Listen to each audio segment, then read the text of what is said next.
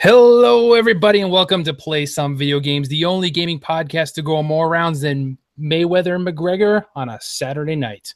It is I, your host, Kevin, as always. But joining me this week is none other than Ms. Caroline. How are you? Hello, I'm good. How's everybody else? Oh, just peachy. Peachy. Also with me, Sir Seth. You can't see me. We'll get to that later. And last but certainly not the least, just when you thought, hey, you know what PSVG could really use is like a 13th or 14th or 15th member of the team. So we brought in another newcomer, none other than Tyler. Sir, how are we doing this evening? Doing pretty good. I wasn't sure if you're going to try my last name there. I was like, good luck, buddy. Good luck. But yeah, I noticed you guys got a lot of people. I started scrolling down the list and I'm like, okay, you got, PlayStation person, and I keep going, content creator. Like, oh my Lord. And then there was me. I was like, oh, there I am. Yeah, we're certainly not We're lacking a creative bunch. Yes, a lot of content being created sometimes. I can't wait to meet every single one of them. So to spring this on you now, because we didn't talk about this in the pre-show, the first time everybody appears on the show, they have to answer 2 questions. Oh, no. These should be pretty easy. Don't worry about it. Number 1, your favorite game of all time, sir? Favorite game of all time, I'll say without a beat, Legend of Zelda, Link to the Past. Nice. Woo! Good, safe answer, and I also got a tattoo, right on my bicep there of Link holding the Master Sword out for the first time, so I was pretty thrilled about it. That's awesome. And then the second question, your favorite video game related memories, whether it's something that happened in a game, something that happened like maybe the first console you got, something like that, some sort of example so people engage kind of where your mindset is. Ooh. Holy smokes. There's quite a few. Some of them not family friendly, so I will have to chop those off the block. If I were to say, it would probably be the first time I saw Ocarina of Time. It was actually through the backyard patio of my friend's house. They wouldn't let me in, or rather, the mom wouldn't let me in.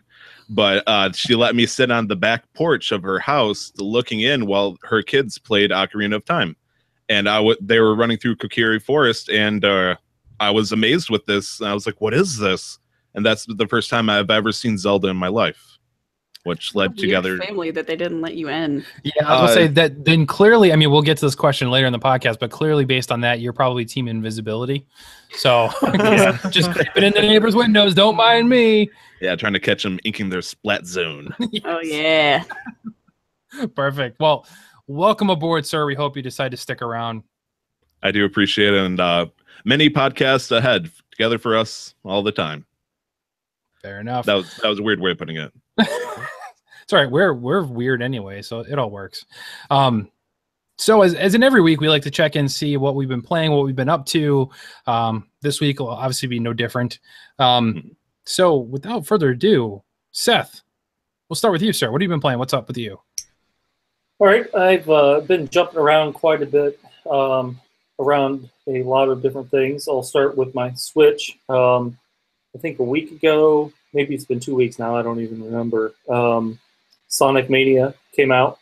So I've been getting through Sonic Mania, and it is tough. But it's a great game. Still going with Splatoon 2. Of course, there's the Splatfest this weekend. And then picked up Mario and Rabbids Kingdom Battle, which I think other people will have more to say about. But I'm enjoying that quite a bit. I'm close to being done with the first world. I don't really know how long it is, but I think I'm close to being done with it. And on the PS4 side, I have been playing this game called Mages of Mystralia, where you are a mage, you're this girl, and you find out you're a mage, and you're in a world where there's magic is kind of outlawed, and something bad's coming. And actually, I started playing it the day of the eclipse, and an eclipse plays a major role in the game, which is just kind of funny. But the cool thing about it is you get to make your own spells. So if you want to shoot a fireball that splits into 3 fireballs and then makes a right-hand turn, that's what you can make, and that's how you solve puzzles. So that's pretty cool. Other than that, I've been playing a football game that recently came out to the PlayStation 4 and the Xbox One, but decided for some reason not to come to the Switch. And this football game is good. I will I will stop short of saying it's the best thing ever, but it looks great. They've changed the engines this year to whatever the new EA engine is called. I forget. And I'm getting my tail kicked every game. I think I have not won a game yet, which is unusual for me. Even if I'm playing as the lowly Jaguars, usually I win most of my games. But I'm having fun with it, and that is what I'm playing. Alrighty. I like the cover on that football game you're talking about. It's a good cover.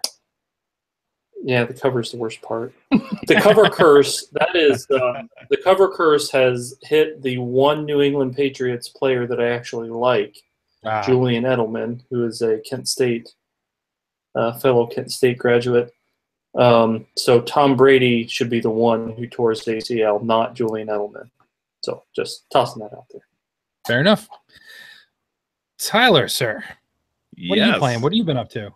Well, it's funny you should speak of certain games that should not be named, but I was actually playing the 1994 version of that sometime this afternoon. Oh. At a request of a particular, member of our team, and it turned out that I don't remember how to play that game. It was interesting, but I had no idea how to play it. Like, okay, I'm going to push this button and do this play, and then my team got collaborated. I supported the Detroit Lions for the sake of the video, and I was like, I'm going to take on the mightiest of foes, which I deemed Patriots because everybody cheers for them and all that. Meanwhile, I can see this is bad air, but Seth is making all sorts of faces at me for saying that. Patriots in 1994. I'm pretty sure we're not good. No, they weren't. They weren't in '94, but they are good now. So that's all that matters. You should have gone against the Cowboys. They were the team. that would have been a heck of a lot harder for sure in that game. I honestly thought I had a good advantage. Although I don't think you needed any more difficulty. 1994 for Detroit Lions, was that Barry Sanders era or Yeah, I think so. Did not give me any help. Barry Sanders got barreled into sand. Oh. But really for this week, I think the big game that I've been playing a lot was Hellblade: Senua's Sacrifice, and that was a good fun run. I only got a few hours into it because my fiance likes to be right next to me when we play, because it's a very sensual experience. But it's definitely a game you got to play with headphones on.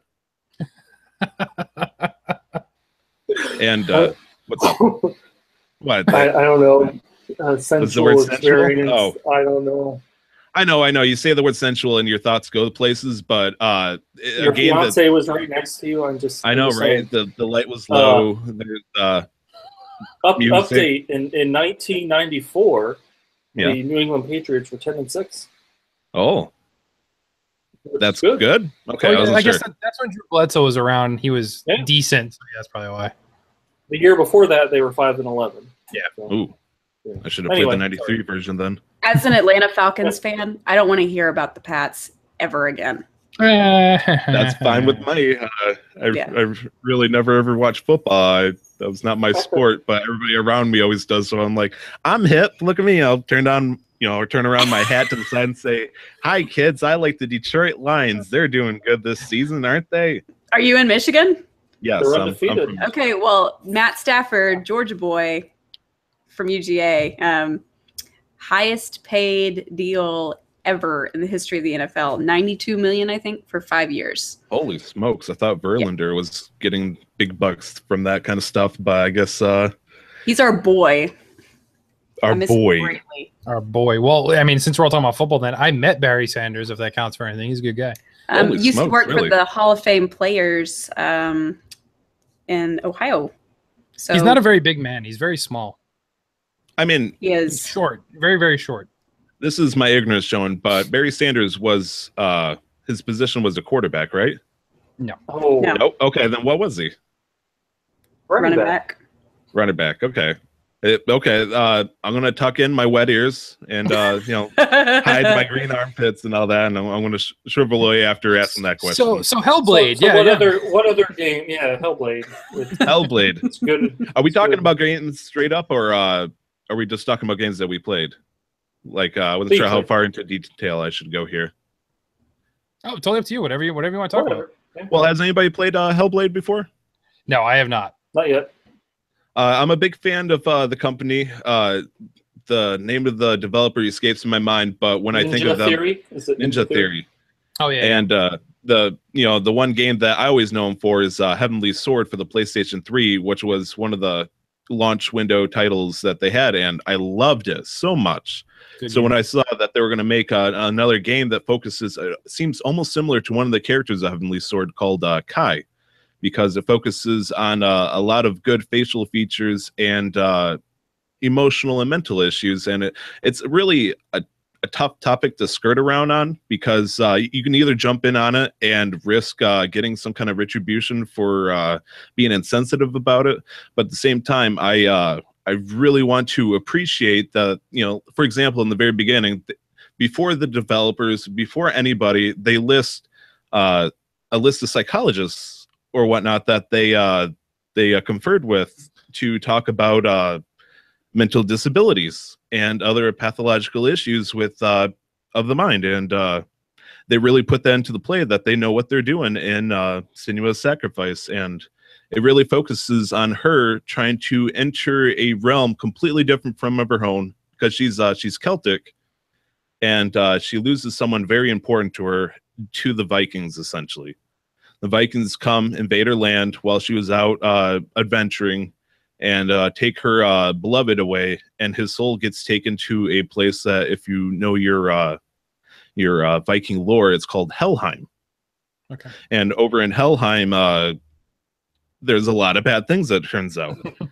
And post-traumatic stress disorder is a mighty fine thing that does all sorts of things to Senua, to the point that it really affects how she hears stuff, because, as I said, you need to have headphones into your controller, because you hear voices all around you in surround sound. All her own. Yeah, I would say she has about maybe 8 or 9 different personalities trying to speak to her at the same time, which is really frustrating at times, because I'm trying to hear like what one of them is, which is the narrator, no less, trying to talk about herself as a completely different person, and then you got 8 other people constantly telling you that you can't do it, which is a really cold thing to say, but it's totally what is said. Like, what is she doing? She can't do that. No, it's impossible. And she has to fight through it. And I know I'm burning up time here. I'm hoping I'm not like eating up all the podcast here talking about this. But beyond that, it's really a walking simulator with some light puzzling. I haven't had much of a problem with it. The combat is often a one-on-one experience, although later on they try to introduce more and more enemies. It looks beautiful, the combat, but it's also repetitive at the same time, and it worries me that I'm not going to learn any new abilities. I'm going to have to learn with what I have with basic sword play, and it's pretty much keep everybody in front of you and don't get hit from behind. They introduced something I've never seen before as well, which is the threat of permadeath, to the point of deleting your save file. Like, I think of almost like Undertale, but Undertale, when they talk about that, it's like they're kind of joking that the file may or may not be affected or corrupted. But this one, it's like, hey, if you die, the rod in your hand is going to travel up to your head, and it's going to kill you, and it deletes your save file. And I'm like, oh no. I was terrified at that. Like, I'm horrible at living, so I was really afraid that if I died, I was going to lose a lot of progress. And a lot of people are trying to deny that this is actually true, but I haven't seen for myself, and I'm not sure if it's just a scare tactic, but it's caused me to play a lot more cautiously. That's an interesting mechanic. So I like the voices there like that. It sounds, you've almost sold me on it, because this is something I saw and it just looked good, but I wasn't sure if I'd be interested in it. But that's pretty cool. It's a $30 game right now on PSN. So, for something that wonderful looking and high quality, it is apparently about between 6 and 8 hours to play, depending on how you do it, and hopefully, you know, not replayability from certain features that I mentioned before. But I would say about 4 or 5 hours into it so far, and so far, what I like, I see, or sorry, what I see, I like. There we go, I got it that time. 2 times the charm, am I right? That's my name. Hey, that's how I got it, man. That's how I got it. 2 times Tyler. Fair enough. Anything else you're playing? A little bit of VR stuff for the PlayStation. Nothing that's new or recent. Finally jumped in the Splatoon for the first time.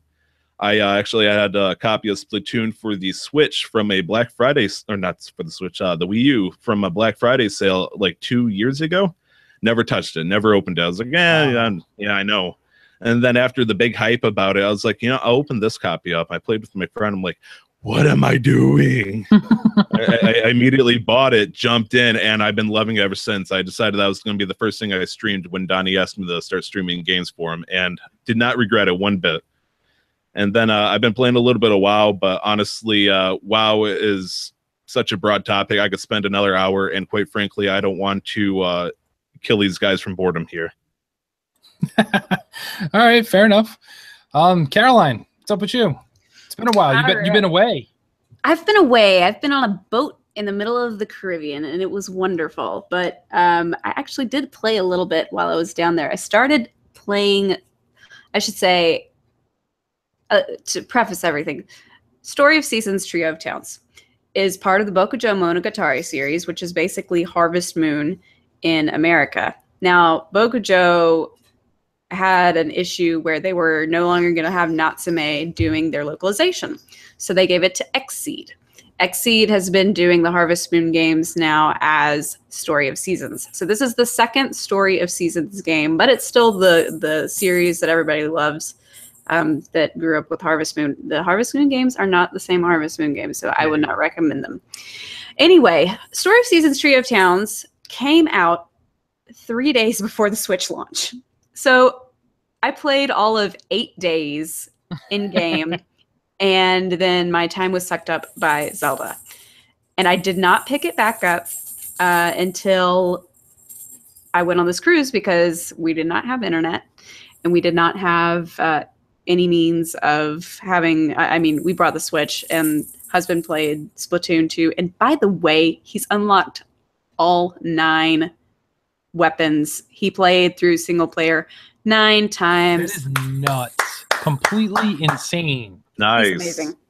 He's amazing. What level would he have to be to do something like that? He doesn't have to be a level. It's just it's a single player campaign, so levels are not. It's tough though, because certain levels, if you played in the single player, you have to do like, you got to beat this boss with this specific gun. So after you go through the whole regular campaign, you then would have to go back and select a different weapon every single boss battle with all 9 weapons, and he did it. That's insane. He's my hero. But I was playing Story of Seasons on the ship. I actually deleted the first save file because I was like, I don't even remember the game mechanic right now. And I started from scratch. I am currently up to winter of year 1, about to get married and all that fun stuff. Other than that, Sonic Mania came out while I was gone, and I have dabbled in it a little bit, and it is a beautiful game, complete predecessor, it is 100% the real Sonic 4. As far as I'm concerned, Sonic 4 was not the real Sonic 4. This is the real Sonic 4. As a huge old classic Sonic Genesis fan, I feel like this is the true successor. Been playing Splatoon 2, not as much as the husband, who gets to sit at home all day and get A's in all of the rank battles, and he's up to level 35, I think. So good for him. And then, of course, I've pimped it before, Disney Magic Kingdoms. When I was on the boat, they didn't tell me, but, oh, hey, by the way, there's an Aladdin event going on. So I missed 3 days out of the Aladdin event, but I am almost caught up. I'm currently defeating Jafar for the 2nd time, getting ready to unlock some pretty cool costumes. What? For Aladdin and Jafar. Wow, I must be way far behind. I just got the genie today. Oh. Yeah. Catch up. Yeah. But no, you actually have until I think Monday in the middle of the day is when you're supposed to like have your cutoff of defeating Jafar and everything. I mean, you can have it the entire time, but Yeah. The next phase of the event begins Monday. You can do it. I have faith. There's really not that much in between there. Just make sure you get Genie level 3. Okay. But that's it. That's all I've been doing. Nintendo and mobile. Oh. Kyle's still playing too. So that's good. Oh, great. He's stuck with it. He's stuck with it. So I know he really is. Good for him. Yeah, we talked about it and he felt discouraged because he had no characters and he had to unlock them slowly but surely. But last time I asked him about it, he had something like 15 characters. So he did, and not count. This was before the Aladdin event. So good on you, Kyle. Keep playing. We enjoyed it. Now, is this a game for the mobile platform? Yeah, it's on cell phones. Basically, you get the Magic Kingdom and you build the Disney attractions and you unlock characters as you go along. But they do special events themed around certain movies, and during that period of time can you easily get the characters from said movie. Otherwise, you're going to be paying a lot. Pay to play. Freemium is what I like to call it. Oh boy! Yeah, so, those kind of things. The way you're painting the picture for me almost sounds like Kingdom Hearts without Square Enix in the picture. Yes, it's purely Disney Pixar. So I mean, like we're going to be introducing Toy Story into the new Kingdom Hearts, which I think is phenomenal, by the way. Oh. And it is just pretty much Disney Pixar stuff. And the only one thing that's different is the Pirates of the Caribbean characters are there. It's just Jack, Will, and Elizabeth. But you have to remember that Pirates of the Caribbean, the movie franchise, was actually based off of the Pirates of the Caribbean, the ride in Magic Kingdoms. So that's the only reason that it's there. And it's fantastic. I completely, if you're a Disney freak like me, I completely 100% recommend it. It's great. I spent like $200 on it. Yeah, I've spent a bunch on it too. And the thing that sucks for me is my wife also plays. So every time one of these events come out, it's like, hey, buy the magic carpet for $5. Okay, I buy it. Then she buys it. Buy a Yago for $3. Okay, bought a Yago. And then, I mean, luckily, not everything you have to pay for. It's just certain characters that make the events easier. You can purchase, but it's not mandatory. There's no wall. It's not. If you have enough gems, which is the like freemium currency, you have the ability to get it through gem purchases. But it always it's better for you to actually, if you have that spare cash, to actually buy it, because you're gonna need the gems for other stuff later on. You're gonna wish you had them. You're getting me excited already. Can't wait for you to download it. There you go. All right, so I guess it's my turn. I too am playing Splatoon 2. Obviously, as pretty much everybody that has a Nintendo Switch is currently doing. Then, other than that, I'm still playing Just Cause 3, which came up. Hey, Seth. Hi. We kept going. Welcome back. I know. That's good. Okay. That's what you should do. Okay. Playing Just Cause 3, one of the PS Plus games from still this month, I think, technically, because the other ones aren't out yet. Still having fun with it. It's by no means a good game, but it's a lot of fun. Just blowing stuff up, and the overtop, absolutely crazy action is fun. So I've streamed a bit, probably about an hour and a half for the YouTube channel, so you can check that out there. I too bought Mario vs. Rabbids Kingdom Battle. I love this game.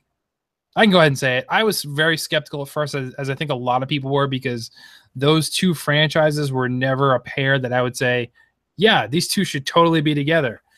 But it works, and it is so much fun. I won't talk too much about it because I don't want to spoil anything for anybody that's just started playing, whatever. I'm already through the first world, probably about halfway through the second world already, so kind of just tearing through it, but it is so good. I've already decided I'm going to base my decision on getting it based on how everybody at PSVG feels, because right now I don't own it, and I'm going to wait for y'all's to review. Caroline, buy it. Buy it. You're good. Yeah. Everybody likes it. Totally. Sure? Yeah. Oh yeah. Yes. I'm a little backlogged on games right now, though. Like I haven't I've gotten through like the first 4 zones in Sonic Mania, and This is better than Sonic Mania.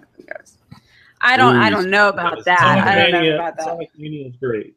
Sonic Mania is great. I have Sonic Mania. Great, but I'm talking right now, and we'll talk more about this later in the show, towards the end of the show. If I were ranking, you played Sonic Mania? Yes. I had a friend's house, and I didn't buy it. Okay. But for me, it's more Sonic. It's the same formula, which is a good thing, but it's also not something that makes me go, oh my God, the world has been waiting for this, because It's Sonic. It's all right. But I don't think the world has been waiting for Mario plus Rabbids either. No, and that's why I like it better, because it's an unexpected, something different, something new. And people are so adverse to it too in the very beginning. Yep, exactly. I mean, if I were to rank my top 3 Switch games personally for me, Breath of the Wild, Splatoon 2, Mario Rabbids, hands down. So that's how good it is for me. I love it. It's great. It's different. It's amazing to me how Mario can keep staying relevant and different after all this time, and you get something different. It doesn't feel like Mario doesn't belong here. It feels very much like this works. So, and it's funny. It's funny. But other than that, I talked about this a little bit before the last episode. Ran into a string of bad luck here that I'll share with people. No, it's not a bat related incident, I promise. Totaled my car on Monday. So yeah, that happened. No. Oh no. Was it your fault? No, well, that's the first question you ask. It's not, are you okay? It's, was it your fault? I mean, I he's work in the alive personal there. injury world. That's well, I know he's here. It's okay. So, yeah, I am not hurt. I was just merely stiff from the whole seatbelt jerking thing. But basically, what happened is I was driving on a major highway in Rhode Island, 65-mile-per-hour highway type thing, over in the right lane because my exit to go to work was coming up. They have major highways in Rhode Island? Yes, we do. We got a whole 2 of them. Actually, 3. Sorry, 3. All 5 miles of them. Yeah. 5 miles. Driving to work, in front of me is a big old brand new Chevy Silverado. I was driving a Chevy Cobalt. So just with those 2 mathematical equations in there, I'm not going to win. But a flatbed tractor trailer pulls in front of the Chevy Silverado kind of suddenly and then proceeds to slam on the brakes for no reason at all. Like there was nothing in front of him that we can see. It was almost like he moved over to get into the lane to be like, I need to take this exit. Oh, wait, no, this isn't the right exit. Slammed on his brakes. The Chevy Silverado slammed on its brakes, barely missing this truck at all. I was not as lucky. I have an older car. It was an 06. Slammed on the brakes when I realized I wasn't going to make it. I even tried the e-brake. Still wasn't going to make it. So I pulled my wheel as far over to the right as I could, hoping I can go onto the grass as opposed to hitting this car, and just managed to hit the whole front driver's side headlight area. My car kind of folded in half. The headlight went flying somewhere. No. Yeah. Completely totaled the car. I'm surprised did you go to the hospital? No. I got out of the car right away. I actually jumped out of the car and checked on the other person because the other person didn't get out of their car. The kicker is, though, that said flatbed truck that caused this whole thing then proceeded to hit the gas and go back into the other lane and continue on down the highway. Sure he did. Jeez. That's what they all do. That's what they all do. So I'm pretty sure technically the insurance company is going to find me at fault, which whatever. I have insurance. That's what it's there for. I don't know if somebody that deals with this, and I mean, this is going off on another tangent, is somebody that deals with this regularly. If there are multiple people and the police were called to the scene, that witnesses say, hey, this truck was at fault, they're going to not, that's what the insurance company goes after and looks the accident report. Right. And I hope that's what it dictates. There was no witnesses that stopped. So it was literally just me and the person I hit that said stuff. But the officer kind of just stood in front of us, took our story. We both said that, I told the story and I was like, do you agree that this is what happened? She said, yes. So she didn't say anything different. Right. But I'm hoping the insurance company says that and she doesn't just call our insurance company and be like, no, he just rear-ended me. So I don't know. To be continued. That happens too. But either way, unfortunately, what that meant then is I had to buy a new car. The way we structured in my family is that we have one car payment at a time, and once one car is paid off, then we can upgrade the other car kind of deal. And this now brought us to a situation where I have to make 2 car payments. So not fun, but I signed the paperwork tonight, and I got a new car. Well, new used car. Yeah, so that's smart. An unexpected like $11,000 out the window for me. But here's the real question: what kind of car is it? It is a Dodge Nitro. Oh, okay. Truck kind of thing. What year? 09. So not super new, but that's not decent bad. decent mileage. Yeah, it's not bad. But yeah, so that's what I'm looking at now. So with that being said, I'd said before, unfortunately, my gaming purchases are going to be taking a big step backwards. So I'm going to sound like a broken record in my updates weekly. It'll be Mario and Rabbids. It'll be Destiny 2 because due to the generosity of some teammates, I was able to make that purchase. And then Samus Returns will be the other purchase I do. Other than that, the rest of the year is kind of up in the air for now. And we'll just play it by ear. But yeah, I have a big enough backlog that we'll still be gaming. I just won't necessarily be buying the new stuff that comes out. But we'll send you stuff. I'm okay, and that's all. I'm okay, and that's all that matters, really. It just sucks. That's all. Mm. But I do like your optimism. yeah, I kind of my family. We have a family slogan in my house, and we actually have a picture on the wall in the hallway leading to the bedrooms, where we have different artwork and posters and stuff. And it just simply says, "It is what it is. Nothing you can do. Can't fight it. It is what it is. Move on." So that's what we're doing. Fair enough. So that's it from us. You've heard more than enough from us this evening. So let's take a step back and listen to what you, the listeners, have to say to us. It's time to check the messages. Our first one doesn't really count as a message from a listener, but when the big boss asks something, unfortunately, we have to stand up and listen. So Donnie wants us to address the following question. So we'll get to more about what this is later on in the news, but we know Nintendo did their Nindie Direct, where they unveiled a whole bunch of indie titles that are coming up this year and in early 2018, supposedly. So he wants to know, do we all feel safe now that the Switch is getting game content? Is it already beyond the Wii U doom, or is it too early to say still? Caroline, you go first. We're good. We're good. We're selling out of this thing. I think we're good. I don't think at any point, even in the Wii U's launch, that it was sold out. Correct me if I'm wrong, but people are going after this thing, paying on the black market for it. Right.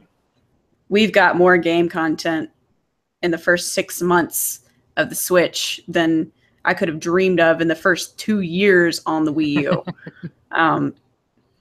That's saying something. And the fact that all of these, especially in this indie development thing that we're going to be talking about, all of these indie developers want to be in on this thing.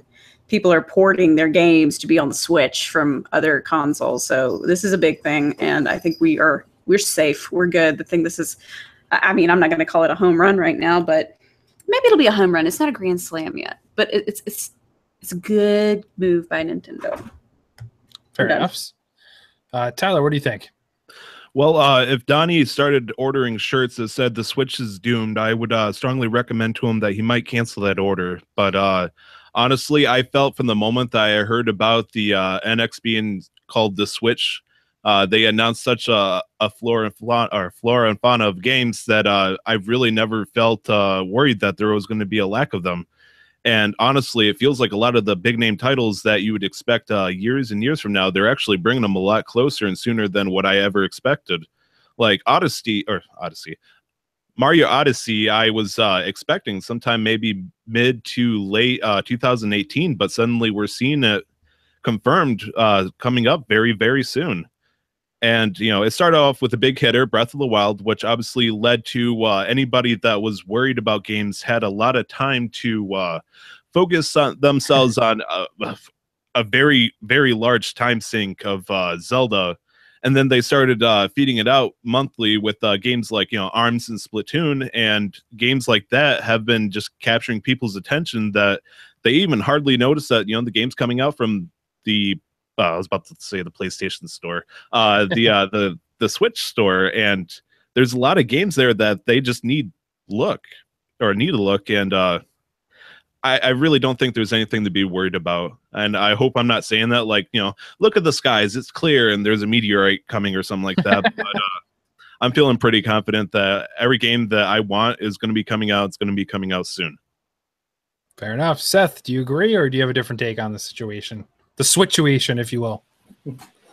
So my take is I never owned a Wii U. I looked at it over the years, and it just never, for one, they never dropped in price enough for me to really consider it. And even now, I think you can't get them under.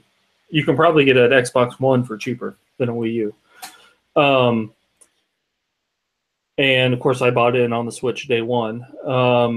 And then the Nindie event, the monthly Nintendo game releases, Mario Rabbids this month, Pokken next month, Mario Odyssey. And then one thing, and it kind of gets into one of my news items later on, NBA 2K that's coming out, and of course FIFA is also coming onto the Switch. But the NBA 2K in particular is feature complete with everything that's on the PlayStation 4 and the Xbox One. It's not going to look quite as good, but it is a feature complete version of a great basketball game that you can take on the go and at home. And I think, I mean, an NBA 2K sells 8 million copies a year. It's one of the, I think it's the highest selling sports game, if not one of the highest for sure. And now that it's on Switch, it'll even be higher. So I just think, you know, there's a lot of evidence that it's here and it's successful, and it'll be fine. Yeah, so I think we are.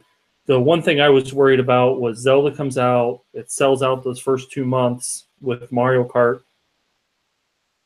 and then I was worried about how the sales would be this summer. But the sales, as far as has been reported, have been great.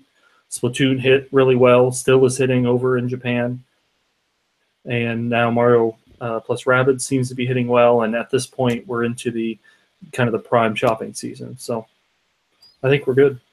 All right. Time for me to be the voice of reason here. Not really.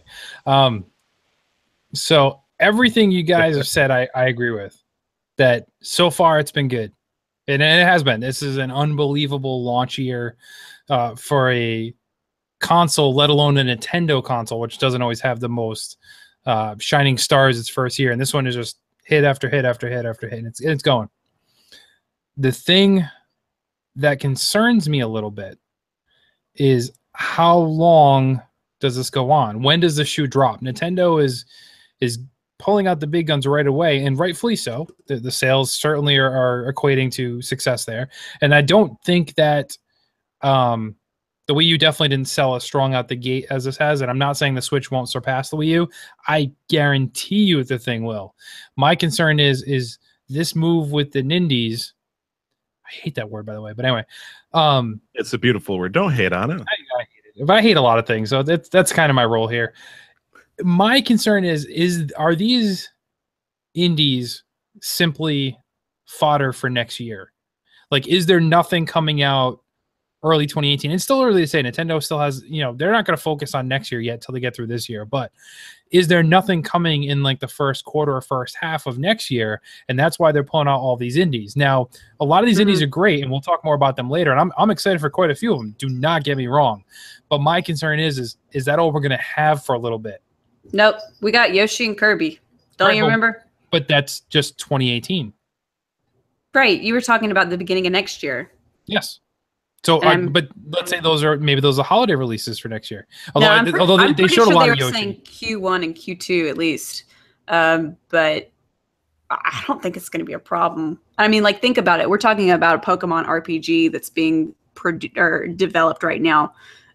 So, I mean, that's technically 2 games if they keep going with the same Pokemon formula. And then we've got a new Fire Emblem coming. Well, I think they said that the Pokemon will not be out next year. They said they were just starting. But don't you remember that we already discussed this, that we think that it's going to be November next year? I would like to think that, but considering they haven't shown anything, like I said, I could be completely wrong. They haven't really shown their cards. They came out the gates for 2017, and like I said, they're not focused on 2018 yet, right? As far as publicly, but they throw out all these cards. So when does it stop? There's got to be a stop point. So I'm just a little concerned that, like, even watching the pacing of that Indie Direct, there was so much stuff thrown at you so fast with no details for the most part that you're like, oh my god, what just happened? Wait, what I see, was that 3 games or was that 2 games? I don't even know what's going on. So I'm gonna break it down for you in a little bit. I'm gonna break it down. That's true. Now, Kirby has never been known as a system seller. So while I think the Kirby game will be fine, that's not going to get people excited like Mario & Rabbids has, like Zelda did, like Mario is going to do, like Fire Emblem Warriors is going to be. So that's a filler game too, but that's a AAA filler game, if you will. But that's still not a big thing. Yoshi, right. I personally love, and I think Yoshi will outsell the Kirby game, but it still will not be that next big thing. No. Metroid we know is coming, but that's going to be way down the line. That won't be next year. I would be shocked if it was. Pokemon might be, as we talked about before, that could end up being something. But I'm just worried that the indie support, while it's there, and it's great that they have it, that doesn't necessarily cement the future for Nintendo, because we still have that looming question of the real third-party support. Now, this Ubisoft Mario Rabbids, that's a home run for them. Right. Ubisoft has had its highest stock market rating in 52 weeks right after this game release, so it's clearly tied to that directly.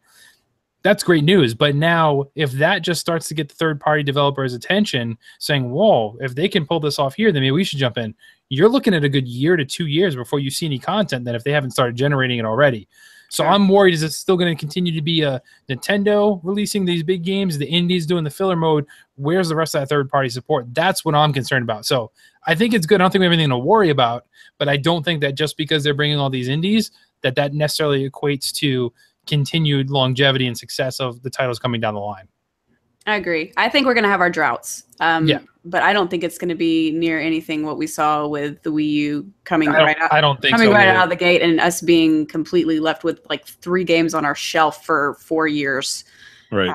I think it's going to be ups and downs, and right now we're in a good up, and we're pretty solid. I think it'll peak with Super Mario Odyssey, and then we might go down a little bit, but we don't know. There's probably some bad awesome games that are coming in the bad, like a good bad, coming that nobody knows about right now. So I'm trying to be optimistic, and I'm normally the pessimist here, but Nintendo, my baby. We know they can't do any wrong in your eyes. So. No, they can't. Right. But we shall see. Time will tell. So let's jump into the second message this evening. We got a question from Sydney. Which team will you be representing on the next Splatfest, which is this weekend? Invisibility or Flight? Seth, why don't you go first? You can't see me. You stole it from me. Stops the video. That's beautiful. Now, if you're not watching the YouTube stream, you totally missed on a brilliant joke. That is a great joke, though, Seth. So well done, sir. Thank you. So I am supporting Team Invisibility. I don't really know why. Yeah, I just for that joke. Just for that joke, and for whatever reason, I feel like it's the less popular one this time. For sure. I understand Flight. I mean, Flight would be cool, but I'm scared of heights. So you and me both. We're picking for the same reason. Yeah. And being invisible, I'm also kind of a wallflower. I like to observe things. So you're saying you like to watch? Sit on people's porches and watch through the window. Apparently, no. Hey, that was a beautiful moment. That was my childhood in a nutshell. You denied entry into a home that had Ocarina of Time. It was the summer of '98. I don't know. A Kid Rock song, summer of '89. 69. Summer of '89. It's the summer of '69. No, it's different song. Different song. Leonard Skinner. He remixed the Leonard Skinner one. It was '89 though. You said he wasn't that young in '89. He was still like 30 years old in 1989. No. Yeah. Kid Rock is like 75, isn't he? Are you talking about the All Summer Long song? Yeah, he's talking about that. Yeah, that was a remix of Sweet Home Alabama. I don't feel bad about the Barry Sanders comment now. It was like the start of the song is it was 1989. My thoughts were short. My hair was long. Okay. Fair enough. We are reciting poetry. Culture. Kid Rock lyrics. Poetry. I can't wait till he's a congressman. Isn't he running? He's running for office somewhere, isn't he? Detroit, Michigan, right? Yeah, he's running for something. Are you voting for him, Tyler? I have no comment on this. So that means yes, he is. Wow. Honestly, if I was there, I would vote for him just to see Kid Rock in office. To be honest. Yeah. Who are you more proud to be a Michigan? I know where this is going. Kid Rock or Jack White? There is a correct answer here. I think you're gonna go ICP. Oh yeah. Oh god. Support the jugglers. Oh yeah, support the jugglers. No. I'm a reformed juggalo. Almost everyone here knows that. I've seen them many a time. So they're a good group. The group that follow them are very enthusiastic, but I have nothing against them. I wasn't like that. I just went to go see them in concert because they put on an entertaining show. But yeah, it wasn't as Right. Answer your They used to question, come down here every year, but now they've decided to go to Colorado instead. Could be for a particular reason most likely. to go to Colorado. And say, The can I altitude argue sickness. Madonna too? 420. Can you argue Madonna? What? Or Madonna? Anyway, welcome to PSVG, the video game podcast. We've gotten completely derailed here. So Sorry. I guess we Yeah. should ask: Yeah, is that was my fault. everybody team invisibility then? Yeah. It's an introvert's dream, and I'm an introvert. So I do it simply to spite my best friend, who he's told me time and time again, if he had a superpower, it'd be the ability to fly. So I'm going to take a wild guess and say I know what side he's going to pick. And of course, I want to be on the opposite side. So, invisibility it is. And it feels like, I'm antagonizing him while getting an awesome superpower at the same time. in all actuality, the real reason that we all chose it was that nice quote from Marina that we was want to pretty see cool. people inking their spot zones. Nintendo of America went there, and Nintendo of America gets all my props. Yeah, I was Throw all when the I- jokes for the parents. when I saw it online, I saw that online first before I actually picked a team. I was like, this has to be Photoshop. There is no way. And then when I played the game, I'm like, oh my God, it's real. So yeah, I guess so. We're all team invisibility. So that just says a lot to Jason Lacey, who's been talking a lot of smack about on Twitter right now being a team flight and that all the losers pick team invisibility. It sounds like at least in the PSVG squad that he's the one severely outnumbered here. So, but yeah, all right. So we're all team invisibility. So good on us. No. We'll see what happens after the results. Is Yep. it Marina right now that's invisibility?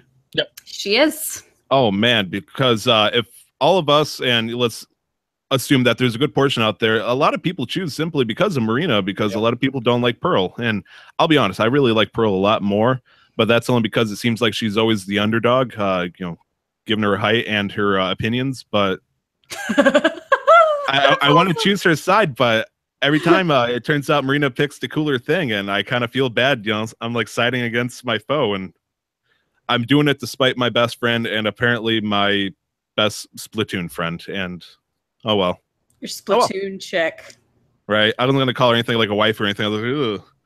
And, When they that's dark territory. originally got announced and released, I was like, I'm on Marina's team no matter what. Just so happened that it worked out for Ketchup and it worked out for this one, which is invisibility.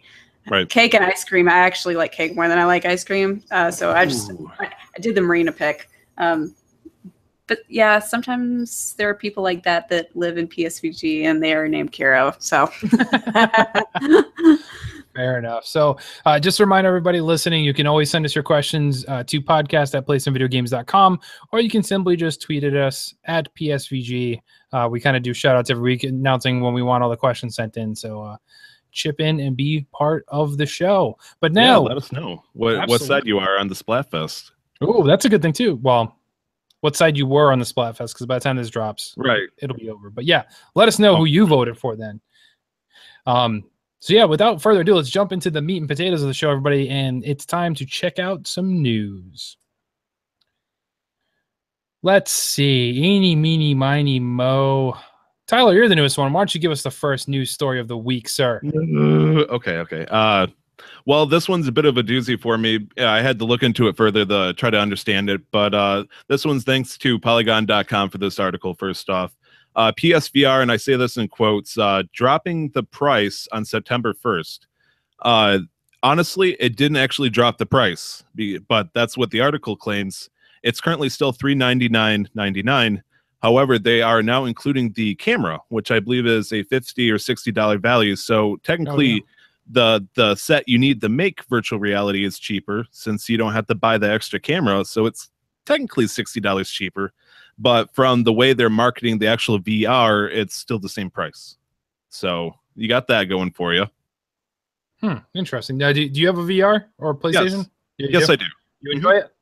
Oh, I love the heck out of it. Problem is, though, it seems like a one-trick pony after a while. Mhm. So it's like all my friends come over like, hey, what's that cool-looking thing? And then I pull out this one-legged horse that's like, hey, this thing looks like VR. But you got a thought over there, Seth? No, I would like. I I would like to try VR. I just don't know anybody who has it. I'm partly, one, I don't want to spend $400. I can't blame you. And two, I don't want to spend $400 on something that I'm not sure I'm going to be able to handle physically.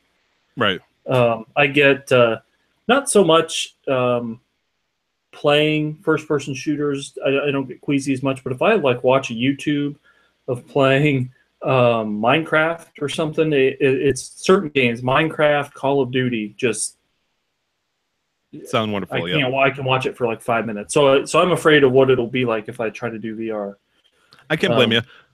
Honestly, all my friends and family that have tried it, they're like, "What's VR?" And I'm like, "Oh boy, let me show you this whole new world."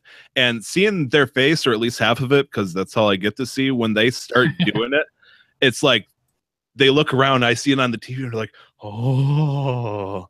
And honestly, that first time that you put on the headset, you don't know what you're expecting. You've seen the YouTube videos and whatnot, but once you get immersed that very first time, it is like being in a whole new magical realm, and the possibilities are endless. But then you start playing a game like Job Simulator, you're like, oh, it's actually not endless. There's a lot of snags. But if I was just to sit here and look at 360 animal videos and have like a lion run around me, then yes, that's awesome. Unless you're playing a game like Resident Evil 7, then it goes from wonderful to what kind of realm of, the seventh dimension of heck did I fall into? Oh, it's crazy. It's craziness. All right, so I'll go next. So we talked about previously a couple episodes before the possibility that esports was going to be coming to the Olympics in 2024. So once again, earlier this month, they referred to it and talked about, but now the president of the International Olympic Committee says, well, hold on, if we are going to include this, there's got to be some stipulations, rather. They want to promote non-discrimination, non-violent, and peace among people as the whole, spirit of the Olympics is everybody coming together. So they feel things like Counter-Strike or Overwatch, Dota, League of Legends, things like that would not be in the spirit of the games in essence. So it's interesting. While they're not saying esports will definitely not be a part of it, they're trying to figure out what that fits in. And also so that they can market to everybody, because there'll be everybody when you see the Olympics, everybody watches it, from little kids to older adults. So they want to try and make it as appealing to everybody. So they haven't really said exactly what they would do in mind of it instead of it. I don't see them doing sports games because that's a little too on the nose for the Olympics to be playing sports games competitively. Oh, come on, Sonic and Mario over at the Olympics. Yeah, there we go. That'd be terrible. Well, here's why not? I mean, we have Splatoon too. Yep. I mean, that's as wholesome as it gets in terms of a shooter. Totally. I was the first thing that came to my mind. So Splatoon definitely came to mind. First thing that came to my mind was Rocket League, something like that. Oh, yeah. There's no violence. Sure. It's cars. You could do stuff like that. So, I mean, there is stuff out there, but then when I think about what's there, is that Olympic worthy? I mean, I don't know. If you watch esports now and you see somebody play Counter-Strike or Overwatch, you see some moves, you're like, oh my God, it's amazing. It's a lot harder to convey that excitingly with something like Splatoon, where I feel like you have way more fun playing it than you would watching it. Sure. And that's kind of where it's like, okay, well, how do they market that? So it's a little weird, but yeah, I just thought it was interesting that they're still not ruling it out completely, but I hadn't thought of it earlier that like, well, they're not going to sit there and do, Mortal Kombat X at the Olympics. It's just not going to work. Do you think a video game company would build a game solely to become an official Olympic game? I think as long as they were able to sell it afterwards, absolutely. Just imagine the publicity for that. Exactly. It is major publicity. You release it to the public at the same time it's in the Olympics. That's an instant bestseller right there. Now, long term, will it continue to sell? Maybe, maybe not. But that's a great idea. That's a great point, too. Like, I think most companies would jump on that. It would have to continue to sell if people want to get good enough to be in the Olympics as competitors. Well, I mean, at least on a stage where you would, I mean, if ARMS, if ARMS got on there. Yeah, I know. But hypothetically, like ARMS was a brand new sport game that came out. Something like that has enough qualifiers and gets enough publicity that it makes its rounds up there. I think that could be something that happens. It's not going to be ARMS, but it's just Just imagine like patch notes over at the Olympic committee. Like, this is an outrage. We have our character is being nerfed. That is unacceptable. I would go watch Smash Bros being played at the Japanese 2020 Tokyo Olympics, hands down, any day of the week. That's one I'd love to see too. Smash Bros or Mario Kart, awesome. Even stuff like that would be. It basically it needs to be Nintendo Olympics. Sorry guys, that's what we're saying. It sure does. What if instead of a game like Call of Duty or whatever, I know we're not instead of a specific game, what if it was speed running, like you did speed running of the original Mario or whatever game you chose, a game that I don't know how fast. I'm sure I would say a number like 5 minutes, and I'm sure that's been beaten for Mario. I don't know. It's like under 5 right now. Yeah. But picking a game and doing a speedrunner, who's the best? You could do different video game Olympics. You could do a speedrunning Olympics. You could do a team-based. Kind of like track and field events. Yeah. That'd be pretty cool. You could do track and field from the NES. Yeah. Get out the mats. What's the one? What's the one that's really really obscure that is going for like tens of thousands of dollars? That was on the NES? World Championship. Yeah, it was Nintendo World Championship, but it wasn't released. It was the one that has like little track runners on it, and it's like family games or something. I can't remember the name of it. Yeah. But that one is like one of the super obscure ones. It's one of the rarest NES games, and that would be funny. So the current record for Super Mario Bros. Just to be fact checker, is 4 minutes 56 seconds. That's what I thought. I was close. That's a speed record for a human. A computer has done it faster, but a human has done it that fast. So we're not talking about tasks, but no. Speaking of speed running, I want to shout out to the people that do the Games Done Quick. They do awesome Games Done Quick in the winter and summer Games Done Quick. It's a biannual thing. They're pulling together all of their people and efforts to get a Hurricane Harvey relief for Harvey Games Done Quick or Harvey Relief Done Quick. And it's going to be this weekend from Friday through Sunday, and all proceeds raised. They always do it for a charity for like doctors, organizations and stuff, getting people good health care. But this time is going to be purely for Harvey relief efforts, and everything that's going to be raised is going to be donated to the relief effort. So I'm just plugging that for everybody. Go and watch and go and donate. That will be on Twitch as well then? Yes, Twitch. Cool. Makes sense. Yep. So let's see. Seth, what do you got for news? I will start off with the PlayStation Plus games that were revealed earlier this week. These are the games for September, which should go live on Tuesday, September 5th. The two core PS4 games are Infamous Second Son and Strike Vector EX, or Strike Vector X, I don't know how you say it. Infamous Second Son came out, I think, in 2014, February 2014, and is still one of the best games on PS4. Definitely one of their best exclusives. It looks awesome. Definitely, if you have a PS4 Pro, like if you jumped into the PS4 generation with the Pro and didn't play Second Son, it's definitely worth playing. Of course, most of us on PSVG who have PS4s have already played Infamous. It's actually, I consider it the first game that I really platinumed that wasn't a Telltale game. Very nice. It's a great game. And I actually traded it in, and so now I'll have a digital copy of it again. And one of these days, when I get through all of my backlog, so never, I will play it. One day. Oh, cute cat. Yeah, thank you. Hi, baby. For the audio listeners, Seth's cat came onto the camera and decided to make a guest appearance. Hello, guest cat. My Ella was behind me earlier. I don't know if y'all saw that, but yeah, she's messing around. PlayStation Plus, though, dude, I'm excited again for Second Son. So I played it, I beat it, I didn't platinum it, but I loved it. But then I traded it in, so now it's a chance for me to scoop that back up again. I think it's the only one I'm excited about. But you should that's play. A great did game. You play the good story or the bad story?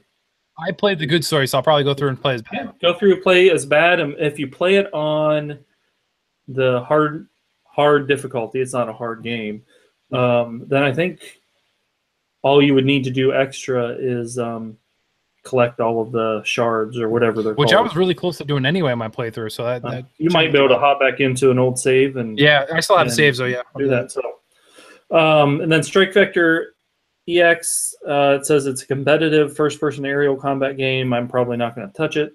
Yeah. For PS3, Truck Racer and Handball 2006, pulling out the big guns. And PS Vita, both of these are cross-buy with PS4. One game is called We Are Doomed, which I actually have zero idea. I have no idea what that is. It's a twin stick shooter again. So if you sure. And the other one is Hateful Boyfriend, which is pigeon dating sim. And I know that Kyle is very excited on the PSVG team about Hateful Boyfriend. Mm-hmm. So I was more excited. Kyle or Tyler? Kyle. Okay, nope. Are you excited also? It's like, I don't even know you, man. So anyway, so those are the games. To be honest, it's September. Destiny comes out the day after these games are free. We just got Mario and Rabbids. NBA 2K for myself comes out a week and a half later. I'm still playing a small, tiny football game that came out. I'm not going to touch any of these games until one random day I might jump into Second Son, but that's about it. But it really is. If you haven't played Second Son and you have PS Plus, it's a great lineup. I mean, just that alone is worth your PS Plus subscription for this month.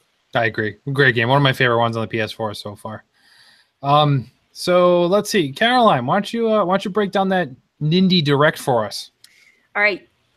Obviously, today is August 31st. Yesterday, we had a Nindie's Direct from Nintendo, which basically, if people don't know what it is, it's a showcase of all of the indie games that are coming up that are being developed right now, mostly solely for the Nintendo Switch.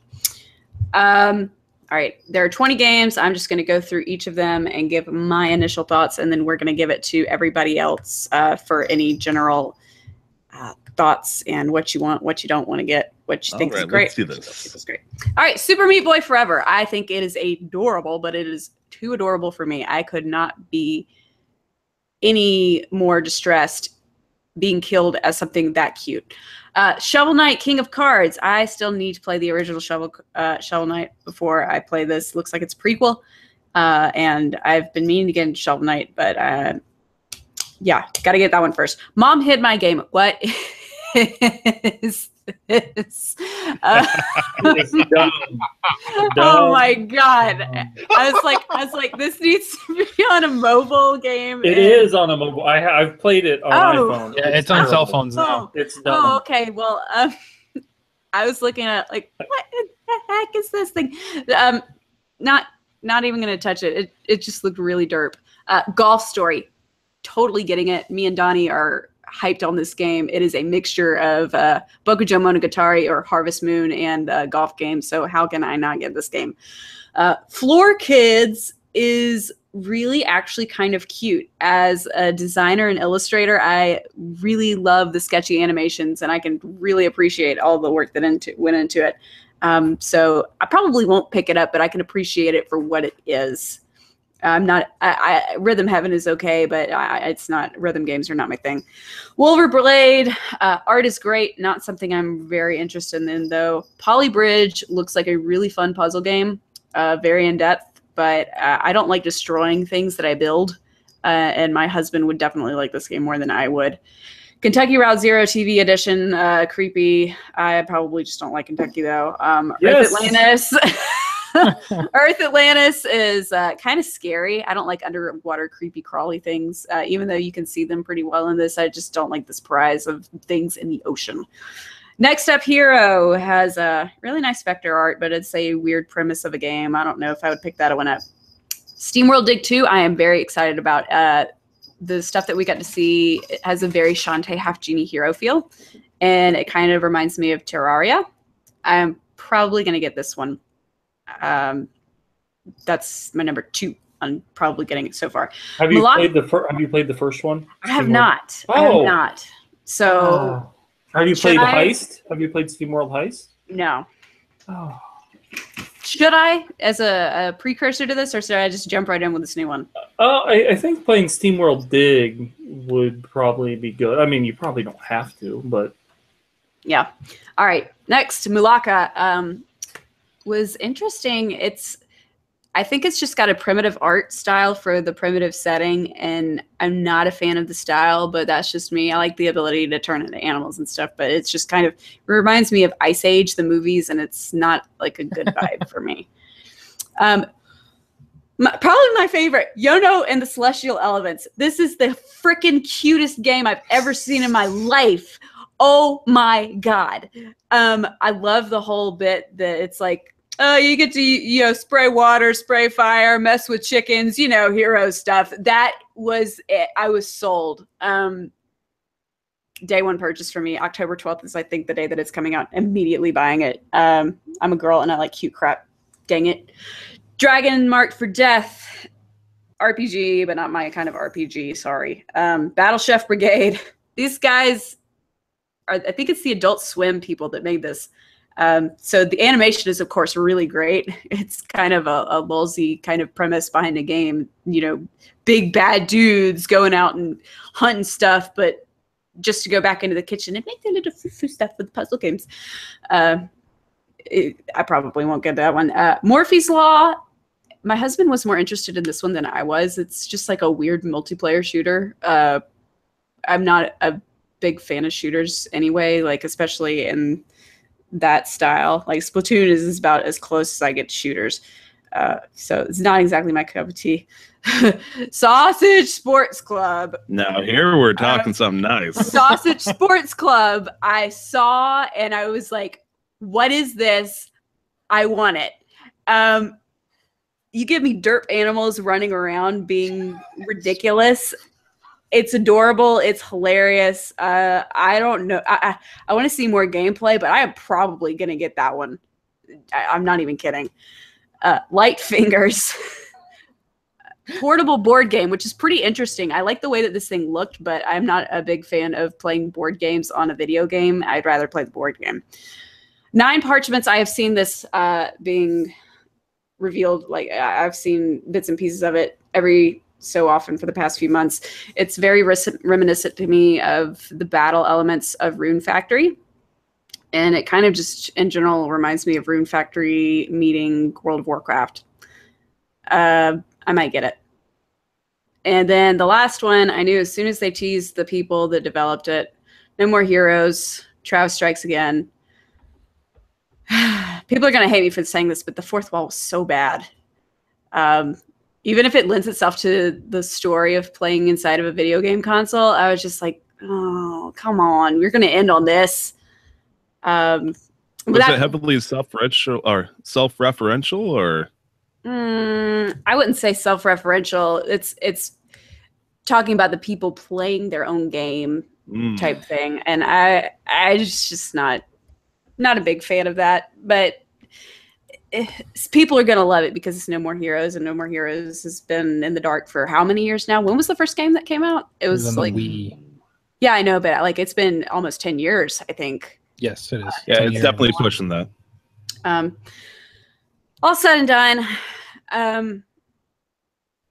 I was really mad that I didn't see any new Stardew Valley stuff because I've been waiting for Stardew Valley on the Switch, and I know they're like slowly giving us, hey guys, we're working on it. Hey, the testing's going great. This, that, whatever. I need a release date and I need a physical announcement if it's going to happen or not, because I am holding out for a physical release for the Switch. I mean, to be fair, they just put it out on the PlayStation 4, so they're probably putting that next up, I'd like to think. I would think so, and I'm hoping that we get a collector's edition like PlayStation did, where we just get the physical copy. Yep. That's what I'm hoping for. But I will be getting Stardew Valley for the Switch. I have it for PC, and I absolutely love it. But at the end of the day, muskets for me are going to be Golf Story, SteamWorld Dig 2, and Yoko and Celestial Elephants. I'm pending on 9 Parchments and Sausage Sports Club. So 5 out of 20, not bad. So Now, Too shabby. all you guys can look at the recap that NintendoEverything.com has. We're going to link it, I guess. And but now I guess it's y'all's turn to talk about whatever y'all thought, So if you watched it or not. I am glad you brought up Stardew Valley because I'm a little disappointed they didn't even show any more of it. I mean, I know the release date isn't coming because it just was submitted to Nintendo just for testing. Mm-hmm. So this may be ways down the road, or it could be next month. Who knows if it goes well? But I'm surprised they didn't even acknowledge it when I think that's probably, arguably, the biggest One of the indie most that's hyped coming games. soon. Yeah. Right. The next thing that I noticed. Oh, somebody's got a commercial going. Not me. Nope. Okay. All right, stop. Anyway, so never mind. Autoplay? Yeah, I guess so. The other glaring omission that I saw too was, and I know a lot of people aren't excited about it, but me as a hardcore old school Nintendo fan, ukulele. Oh yeah, I forgot all about that. You know what? I really thought we were going to get an announcement as far as a date on that. I thought that was going to be the period on the end of that showcase, but they've also been like kind of saying, "Hey, here's an update on it." But yeah, they keep alluding to it, but not. I don't know. Yeah, checking out their Twitter feed, they said sometime earlier today, like, "Hey, look forward to announcements soon." And they said the same thing like 2 weeks ago. Yeah, they did. And a buddy of ours, Jacob from Nintendo Nostalgia, was all hyped because he's really excited about this game too. And he was getting all excited. I told him, I was like, dude, don't get too excited because everyone was saying like, oh, because they tweeted that there's gonna be an announcement on Saturday. And this was like 2 weeks ago. I'm like, number one, they're not gonna announce it on a Saturday. No. Totally missed the news cycle by the time Monday rolls around. I was like, and number two, it just says soon. And then they did it again. So now it's like, okay, you really just yanking the chain. But so that's the stuff that we're not getting. Caroline, did you play No More Heroes and No More Heroes 2? No, but Okay. I've seen gameplay. Right. So the fourth wall thing is very much in the vein and the spirit of what that game has already done. So for anybody that's played them before, that's not an issue, but I get how it can be for some people. Absolutely. I am so freaking excited for that game though, because I thought that series was just long and dead. Yeah. So underrated. Suda51, no surprise here. I'm a fan of weird games. He makes some weird games. But this was very stylistic and it was surprisingly aggressive and not family friendly for Nintendo, like severely not family friendly for Nintendo. So I'm surprised to see him bring it back into the fold. But I'm excited. Other big ones for me, the Shovel Knight thing, that's cool. Still on board for that. Same as you, Golf Story, very excited for that one. I'm glad that's coming out in September. They didn't give us a date, but they said it's in September, so that's awesome. Other than that, nothing really jumped out at me super as like, oh my god, I have to have this, but there's a bunch that I will play if the price is right or if the sale comes up. The one thing I want to note though, what was the chef game that you were talking about? Battle Chef Brigade. Battle Chef Brigade, okay. I'm a original fan of Food Network, and when Food Network first came out, they showed Iron Chef Japan. Now that's not the Iron Chef that you watch nowadays when you see Bobby Flay and stuff. Although Bobby Flay did compete in Iron Chef Japan, but the whole intro that they used in that trailer is a straight ripoff of Iron Chef. Is it really? Yeah, the whole guy biting the apple, like that's 100%. That is from the intro to Iron Chef. It's like an over-the-top Japanese chairman, they call him, that hosts the show. It was like a direct ripoff. So I thought it was really funny. And I'm like, wow, they're just no shame in their game here that this is like blatant, but it is a unique twist. It's the Adult Swim game, people. So I'm pretty sure they were doing it as like a homage. Yeah. So. All right, before we move on, anybody else got anything they want to talk about with the Nindies? Honestly, go ahead. No, it's okay. I was going to say I didn't have much input, so Sausage Sports Club. Yes, I mean that is the one game I was interested in. Uh-oh. It's not anything that you think it is. Have you seen what it looks like?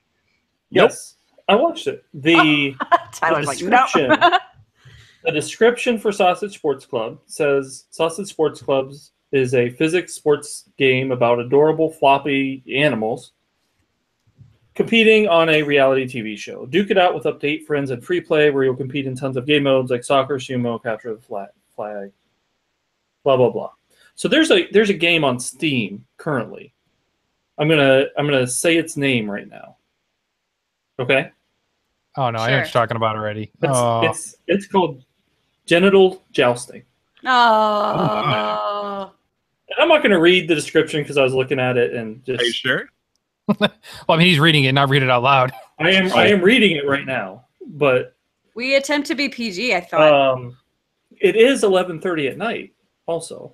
So I'm just saying. Anyway, people will download this cast and play it at all hours of the day, including on the ride on to school, probably. Well, maybe. I'm sorry. Go ahead. No, it's just genitals. We all have them. I got this. Anyway, as soon as I saw Sausage Sports Club, it just made me think of genital jousting, and I cannot play a game that makes me think of genitals. Anyway, on the other hand, Sanders was a great quarterback, wasn't he? I am QB. I am very excited. I'm very excited about Shovel Knight King of Cards. Shovel Knight is the game that keeps on giving. I loved Spectre of Torment, and am stoked about King of Cards. Kentucky Route Zero is going to be awesome. It's probably not a funny game, but I'm just laughing now. Oh, okay. Steam, I'm in on Steam World Inc. Dragon Mark for Death. Death reminds me a little bit of Dragon's Crown, which is an awesome game on PS Vita and PS4, side-scrolling RPG. So those are the games I was most excited about. Basically, every game that Caroline said that she was not interested in, I am interested in, except for that Malacca game because that looks dumb. Yeah, I'm glad we agree on that. I was just that did not do anything for me. And Morphe's, but that's partly because I think Morphe's is a 4v4 shooter coming to Nintendo Switch, which already has a great 4v4 shooter. And nobody is going to pick Morphe's Law over Splatoon. But yeah, unfortunate fact, maybe for Morphe's Law, but yeah, very true. I mean, and maybe it looks cute, whatever, but it's going to be dead in the water. I just thought it looked really weird when you start out with everybody's dead, but the robots wanted to remember their human creators. Okay, that doesn't do anything for me. Let's steal each other's butts. Let's steal each other's heads. Let's kill each other. That's genital jousting. That's Morphe's Law and Sausage Sports Club combined. I'm still listening. You need to go watch it. I wonder if anybody else is at this point. I'm done. Oh, we got a certain audience that's like totally volume all the way up. Car parked on the side of the road. You're like, I can't drive like this. Did someone say genitals? Somebody's trigger word out there. So Tyler, before we move on from this dreadful topic that we've gone very dark place about, I say luminous, enlightening. I'm understanding you guys a lot better as the first episode. Thank you. Luminous is on PS Vita, not on the Nintendo Switch. Oh, pardon me. What about Light Fingers? That's luminous. Oh God! Oh my gosh, jeez. What? It's the name of a game, Light Fingers. All right, this sounds like a crashing car. I'm going to try to veer us back on course here. Have you guys ever played a game called Until Dawn? Yes. Great game. I believe it was a PS Plus game that just came out last month. So hopefully you guys had a chance to snag it if you didn't own it already. But anyways, the developer Supermassive has announced that they're actually going to put a prequel for it out in looks like November 21st of this year, even, called The Inpatient. They didn't talk about how far of it's definitely a standalone game, but they did not mention whether or not it was going to be a more similar style game or not. And I'm not sure how interactive it's going to be, but I know for sure at the very least it's going to have virtual reality, which is hopefully a lot better than the last time that they made a virtual reality game. Have you guys played that one or touched it, or have you even seen it? I know you guys said you didn't play much VR. No, well, okay. It makes me sick. I don't like looking at I don't know. It's a vertigo thing, I guess. I get really easily motion sickness. I get throw up after a roller coaster. Okay, so right. I mean that thing's one big roller coaster, figuratively and literally. Yeah. But yeah, it looks like it's going to focus on the sanitarium where all the Wendigos came from. Spoiler alert: there's Wendigos in Until Dawn. Oh, I know, right? And it's going to focus 6 years preset to Until Dawn, and it's going to show like how everything came to be with the coal miners, the sanitarium, and eventually I don't remember the guy's name, dude with the crooked teeth and a giant flamethrower. Almost broke the no swear rule right there. yeah. But I really would like to see what this is in VR, because it feels like it's an unnecessary thing, almost similar to Resident Evil 7, but at the same time, I think it would be a welcome addition for somebody that's had complete dust on my headset. And I'm really banking on that this will be another horror game that I will jump in my seat and enjoy myself. And hopefully when it comes out on November 21st, it will be a pretty decent game to look forward to. Let's see. No reports on price. Doesn't look like there's anything for game time mentioned in this. Thank you, GameStop GameStop. No, thank you, GameStop. Thank you, GameSpot, for this article. And that looks like that's all we have for now. I'm excited to see. I'm wondering, did it allude at all if it's like a full game or just like a standalone DLC kind of thing, or? This game right here, the Inpatient? Yeah. Oh, I'm pretty sure that it says very specifically it's an entirely standalone title. So if you don't want to play Until Dawn, or if you had Until Dawn, let me start over with that one. If you never played Until Dawn and maybe you want to see this as a precursor to it, this would be a good chance to try it. And I really did like Until Dawn as a very good story game. A bit cheesy, if you will, but I really did enjoy it. So I'm pretty sure that I'm going to eat up whatever they give me here. Fair enough. All right, cool. I'll keep my eyes on it. So I guess my last news story for myself, I'll go through and let's recap what is coming out in September. We kept alluding that we're all kind of busy. There's a lot of great titles coming out, but in case there's something you weren't aware it's dropping very soon, I'll kind of go through the highlights of the month for September. So first up, and speaking of highlights, Knack 2 is hitting PS4 September 5th. Other than that, we got Lego Worlds dropping on the Switch on the 5th as well. Destiny 2, obviously massive game on PS4 and Xbox One, will be dropping September 6th. Then we have Rayman Legends Definitive Edition on the Switch, also September 12th. NBA Live is dropping 15th. Metroid Samus Returns is also the 15th, so that's a big day, as well as Dishonored, Death of the Outsider standalone episode, if you will. Marvel vs. Capcom, NBA 2K18, Pokken Tournament DX, Project Cars 2, Dragon Ball Xenoverse 2. Let's see, Batman the Enemy Within Episode 2 drops at the end of that month. Halo Wars 2 Awakening Expansion drops.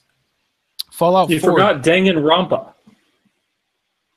I thought that already came out. Okay, I guess I'm wrong. I thought that already came out. Volume 3. The demo just dropped this week. Oh, that's what it was. Okay. I thought it was an error in my list here because I'm like, that already came out, but all right, you're right, the demo. Fallout 4 Game of the Year Edition hit. Now, I didn't list this as a separate news topic, but currently it's slated for PC, PS4, and Xbox One. Fallout typically always does this. They release a Game of the Year Edition that has their Season Pass included, which, to be completely honest, Bethesda does some amazing DLC stuff, especially in the Fallout universe. Always great additions to the game. But it was leaked a Spanish retailer had posted a Switch version of this. Oh, those pesky Spaniards. They were trying to cause trouble. It was taken down. You never expect the Spanish Inquisition. It was taken down, though, so it's just a rumor out there, but I just found it a little interesting. And hypothetically, if they're able to do, oh my God, what's the name of the other one? Elder Scrolls, Skyrim, thank you. My brain shut down there for a second. If they're able to do Skyrim, there's no reason Fallout 4 can't be on there as well. So be interested to see if that happens. Cuphead is finally coming to PC and Xbox One September 29th. Also September 29th, which will be dwarfed, or actually will dwarf Cuphead. The SNES Classic will be released. And people will riot. There will be fires and GameStops. People will be hobos outside camping for a week ahead of time, but it is coming. Other than that, you got But FIFA also I'm dropping. very stoked for Cuphead as much as I am my SNES Classic. But SNES, sorry. Oh, you're gonna play on the PC though, right? Yes. You know, so. Yeah. That makes sense. I might actually play it on PC too because I really want to play that game, but it's not coming to PlayStation 4 or Nintendo at least anytime soon. That's been announced. But so yeah, I mean, for me, there's a couple games on here I wish I could buy, but I will be playing Destiny 2 throughout this Batman episode 2 because I have a season pass ready for that. But yeah, and possibly the SNES Classic. I do have a pre-order secured. So, do you really? When did that happen? A certain person hooked me up with a pre-order. That's right. I forgot about that. So yeah. Good job! Yay! Yeah, so that's secured. So I'm happy about that. Yep. So that'll be an early birthday present. And I'll be keeping that and enjoying that because some of my favorite games of all time are on that console. So it'll be exciting to play and get you introduced to my kids because they played the NES Classic and they still do on and off, but those games don't hold up as well as the SNES games really do. So it'll be interesting to see my kids' takes on some of these games coming up. But I mean, is there anything you guys are interested in September? I know Seth is playing Destiny 2 as well, but is there anything else everybody else is excited about? Oh, yeah. It's actually going to be on my fiance's birthday. It's a little game called Samus Returns.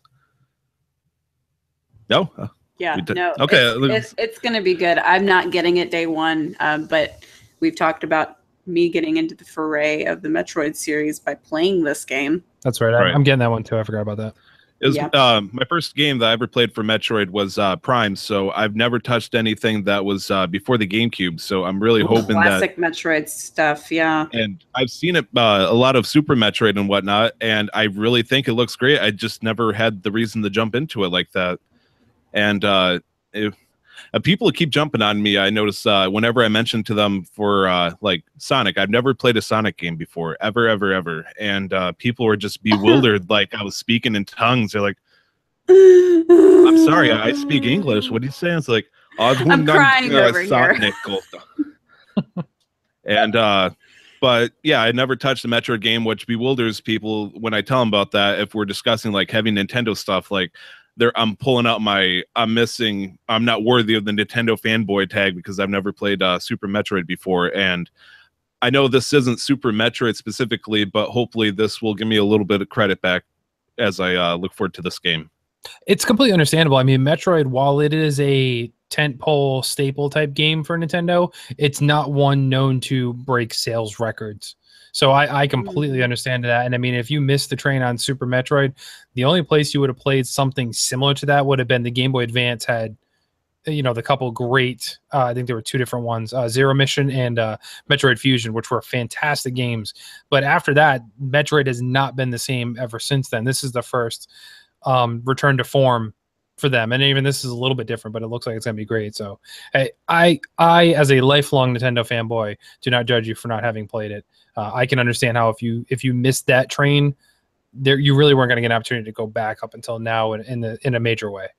I might be judging you for not having the Sonic playing though, man. I mean, like, come on, we got to have some classic Sonic play, right? I mean, I'll be honest, I did play one Sonic game for about maybe 5 minutes, and it probably didn't help that I picked Sonic 06 to play. And like the opening cinematic, I'm like, oh, so this is what Sonic is, huh? I'm going to base all my judgments on this one, section here, and never touch a Sonic game again. And, we'll hook you up with the part you forgot to mention is he was standing outside his neighbor's window, and they caught him playing their copy of Sonic 06, and it got real awkward.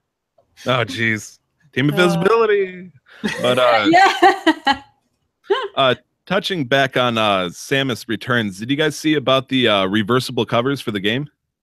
Yes, it's only on the collector's edition, but yes. Oh, no. Yeah, collector's edition only. About to pull out the printer then if I have to go that route, but I will. I'll do it, man. I'll do it. Well, I'm trying to think if there's anything else about Samus Returns I would want to talk about specifically. Not really, just except I'm really excited to play it. Seth or Caroline, anything else on your list? Well, you said Cuphead, Caroline, so.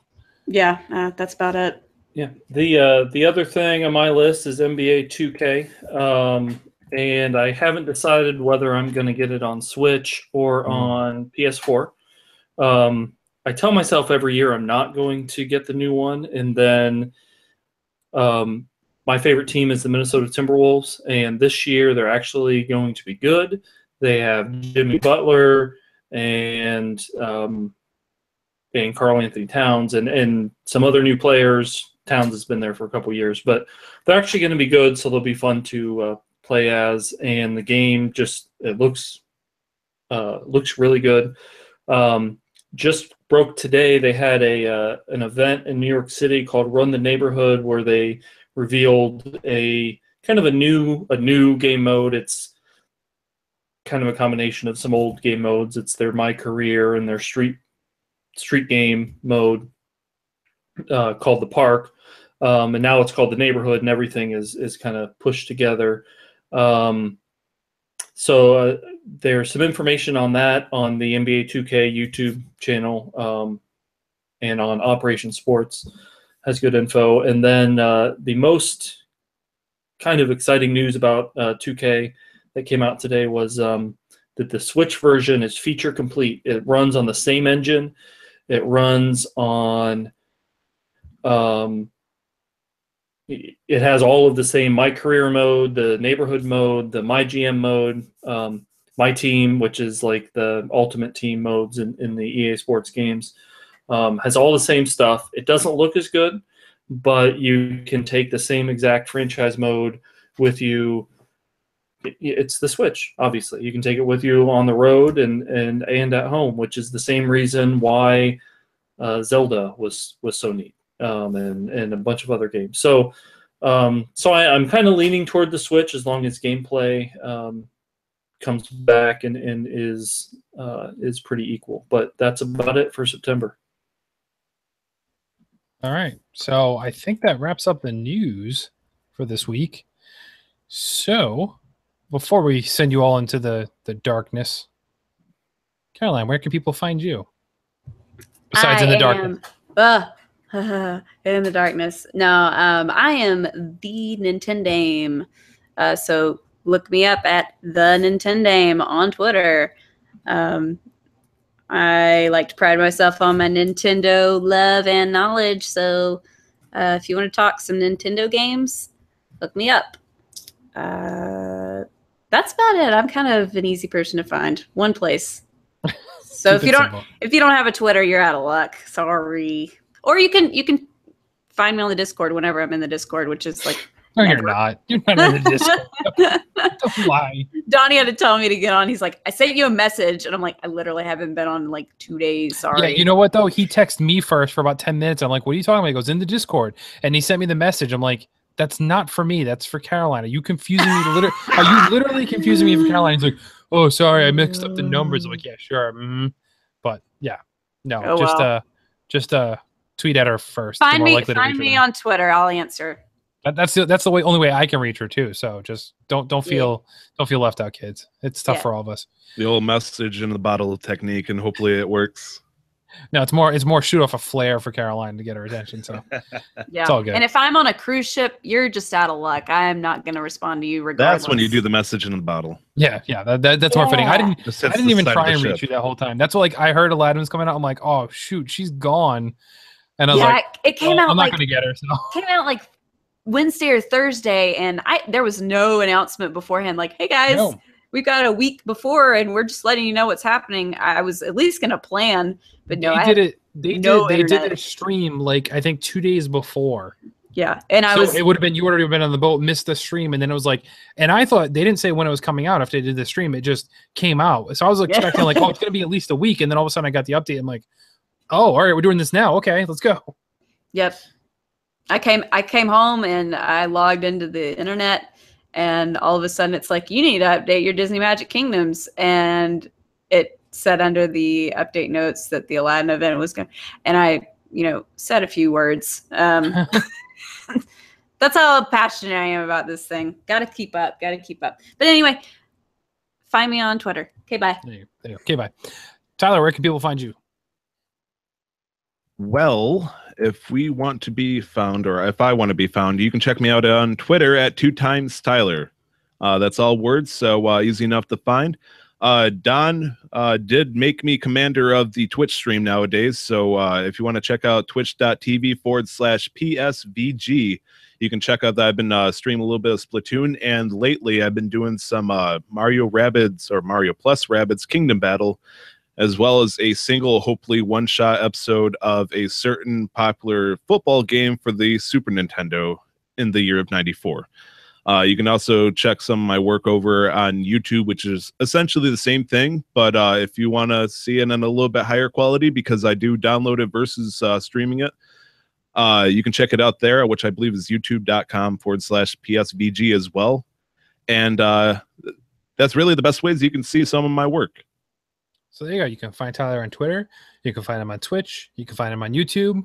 Or if you pull back your curtain just a little bit, you might find him there too. So, oh God, who's that person over there?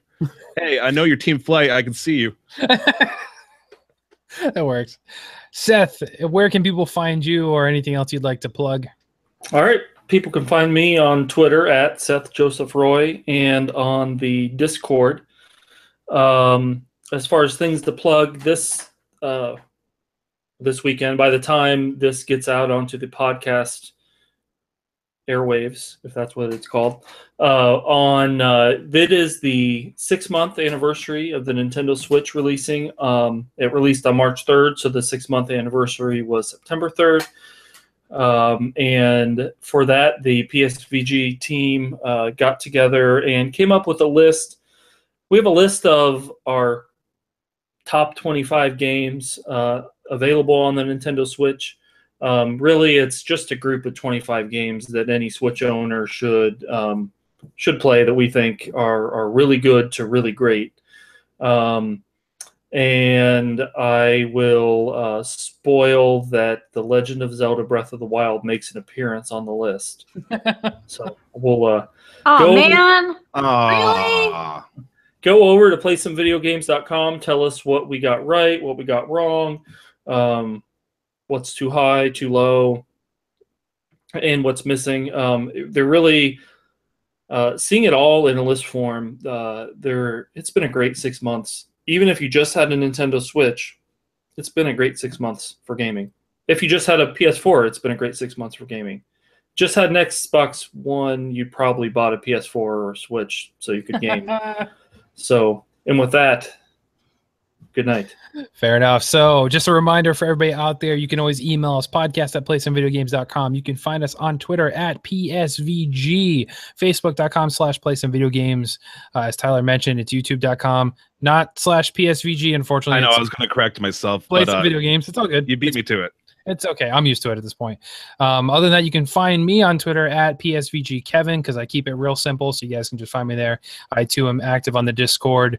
Just be aware if I'm Discording from work, it will post 2, 3, 4, 5 times, and most likely out of order, whatever I say. So you'll know when I'm working and when I'm actually at home Discording with you all. So whether you're a Nintendo fan or an Xbox fan or a PlayStation fan or a PC fan, whatever it is, this is a great year so far for gaming, and we still have just under half the year left to go with a bunch of big titles coming your way. So the most important thing, everybody, is to remember to never stop gaming.